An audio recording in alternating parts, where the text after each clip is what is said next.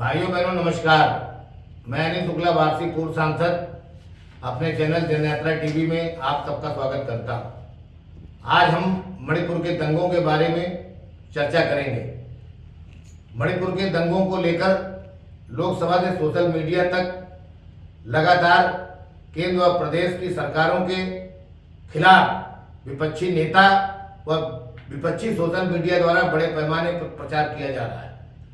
आज मणिपुर के जातीय दंगों की हकीकत के बारे में आप सबको बताना चाहता हूँ। मणिपुर के दंगों की हकीकत जानने के पहले हमें वहाँ की भौगोलिक व सामाजिक परिस्थितियों को भी समझना पड़ेगा। मणिपुर 1947 में ब्रिटिश शासन से आज़ाद हुआ था। 1956 में इसे केंद्र शासित राज्य बनाया गया था और 1972 में इसे पूर्ण राज्य का दर्जा मिला था। मणिपुर पूर्वोत्तर में स्थित ऐसा राज्य है जिसकी सीमा पड़ोसी देश म्यांमार से लगती है। मणिपुर की राजधानी इम्फाल है, जहां प्रदेश की 10% जमीन मैदानी है तथा 90% जमीन पहाड़ी है। मणिपुर की आबादी करीब 38 लाख है। मणिपुर में 3 प्रमुख समुदाय मैतेई, कुकी और नागा हैं। मैतेई ज्यादातर हिंदू हैं और इनकी आबादी लगभग 55% है और बाहुल्य में यह लोग इम्फाल घाटी में रहते हैं, जबकि कुकी और नागा समुदाय 45% है और ईसाई हैं तथा एसटी वर्ग में आते हैं और ज्यादा संख्या में पहाड़ों में रहते हैं।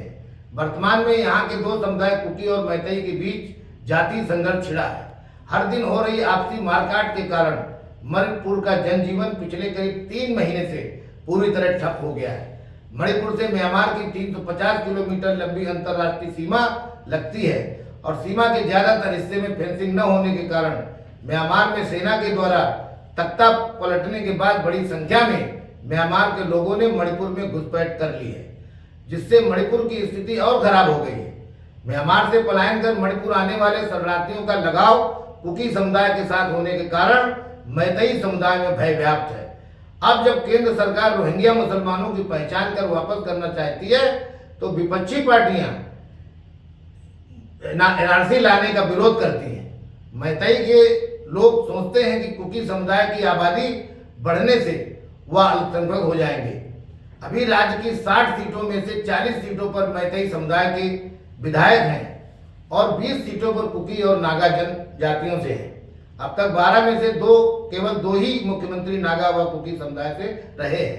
मैतेई समुदाय ने मणिपुर हाईकोर्ट में याचिका लगाकर उन्हें भी जनजाति का दर्जा देने की मांग की थी। मैतेई समुदाय की दलील है कि मणिपुर का 1949 में भारत में विलय होने से पूर्व उनको अनुसूचित जनजाति का दर्जा मिला हुआ था।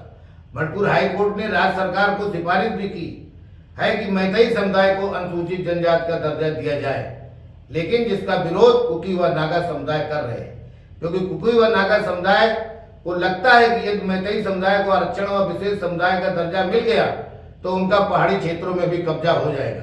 अभी राज्य के कानून के कारण मैतेई समुदाय के लोग पहाड़ों में जमीन नहीं खरीद सकते हैं।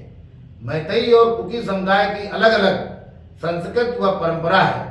विवाद का मूल कारण घाटी बनाम पहाड़ी की पहचान का संघर्ष और दोनों जगहों पर समान रूप से विकास न होना, सरकारी नौकरियों में मैतेई समाज का दबदबा तथा प्रदेश की राजनीति में भी मैतेई समुदाय का प्रभुत्व कायम होना है।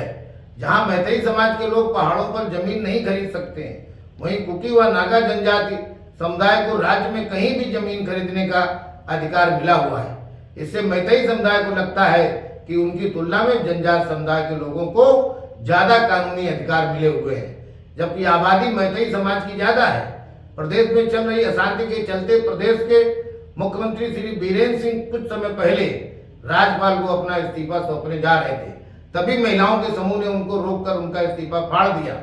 उस घटना के बाद मुख्यमंत्री ने कहा था कि जनता को आपसी संघर्ष की आग में छोड़कर अपनी जिम्मेदारी से मुंह नहीं मोड़ेंगे और प्रदेश में शांति बहाली के लिए हर संभव प्रयास करेंगे।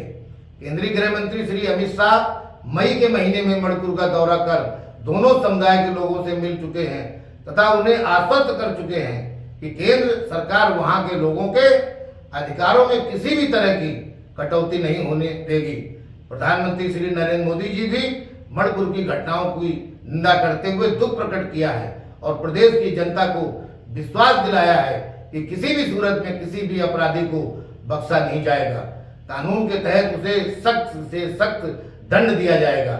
मणिपुर की घटनाओं को खत्म करने के लिए वहां की पुलिस की कार्यशैली भी जिम्मेवार है, क्योंकि वहां की पुलिस भी जाति गुटों में बढ़ चुकी है।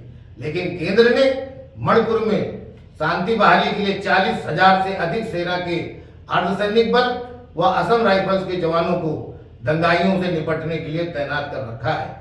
मणिपुर के 2 दिवसीय दौरे पर विपक्षी पार्टियों 21 सदस्यीय सांसदों के प्रतिनिधिमंडल के लौट कर दिए गए वक्तव्यों और विवरणों में ऐसा कुछ भी नहीं है जिसकी जानकारी पहले से न हो, और फिर जनप्रतिनिधि होने के नाते उनका दायित्व भी है कि सच्चाई जाने, समझें और सरकार के सामने उसे रखें।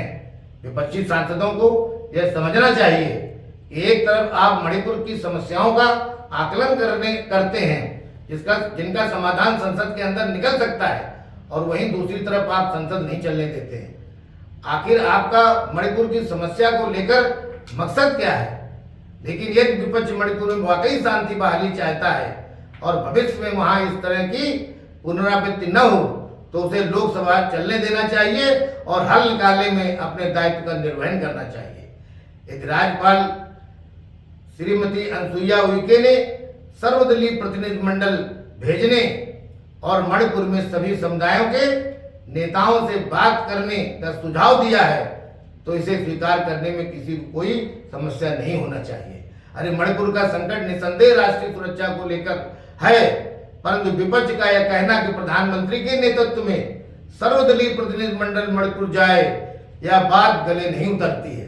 अरे इस तरह के विपक्ष के बयान से मणिपुर में शांति बहाली की चिंता कम और आगामी लोकसभा चुनाव 2024 की राजनीति ज्यादा दिखाई पड़ती है। मेरा चैनल जन यात्रा टीवी आप सबको पसंद आया हो तो इसे ज्यादा से ज्यादा लाइक व सब्सक्राइब करें तथा अपने इष्ट मित्रों को भी जानकारी भेजकर लाइक और सब्सक्राइब करने में उनकी भी मदद लें, और जिससे मैं ज्यादा से ज्यादा आपको राजनीतिक अपडेट देता रहूं।